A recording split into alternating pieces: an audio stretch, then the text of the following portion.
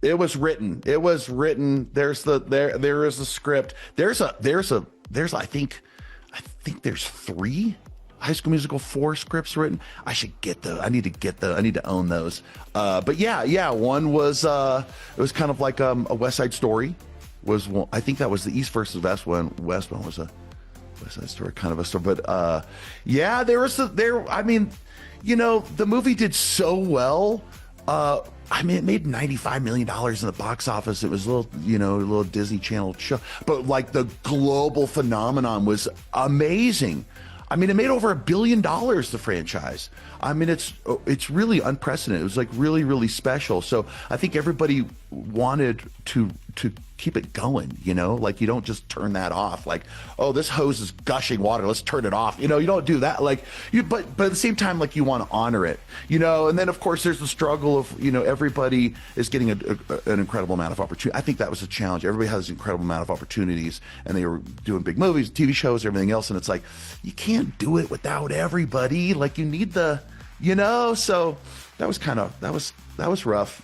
And then there was a TV series. There was a couple TV series, and oh man, and I got, I read some of it, and it was so good. Like when I was going to be a vice principal, I was like, oh please, like let me be like the, the guy that's like trying to figure crap out, but he's like total second banana. Like like the straw. Like I love the conflict with Miss Darbus and like her like challenging me and like, like pushing me to my limits. Like, oh my gosh, this woman, I love the conflict's great. So I thought that would have been really fun. But yeah, there's still stuff kind of floating around. I mean, there's stuff I've written that is floating around. So I'm like, come on, let's do it. Let's do it.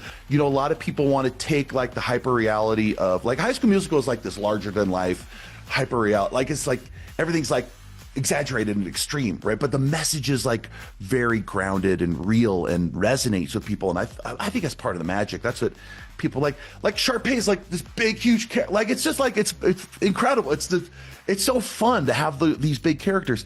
And I think a lot of people want to take that and they're like, okay, let's make it real now. Let's make it gritty. And it's like, it's kind of feel like everybody does that. Like that doesn't make it special. That makes it ordinary. So in my world, like I would want to go like even like a Baz Luhrmann kind of like bigger, more creative, more, fantasy like world that these guys live in. Yeah, a little bit, but still grounded with the same, sweet message and real characters and people with real feelings and real struggles and, like that, like have that message in there. That I think that's what makes it so good. Like, like I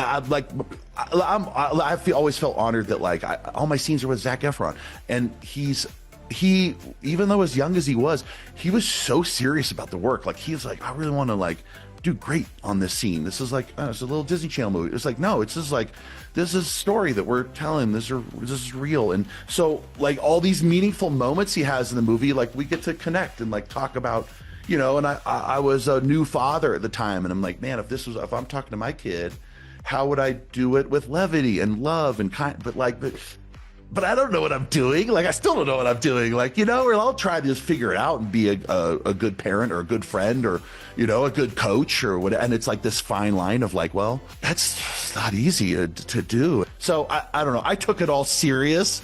I took it all very serious and just loved it. I think it resonates with people. I think they get it.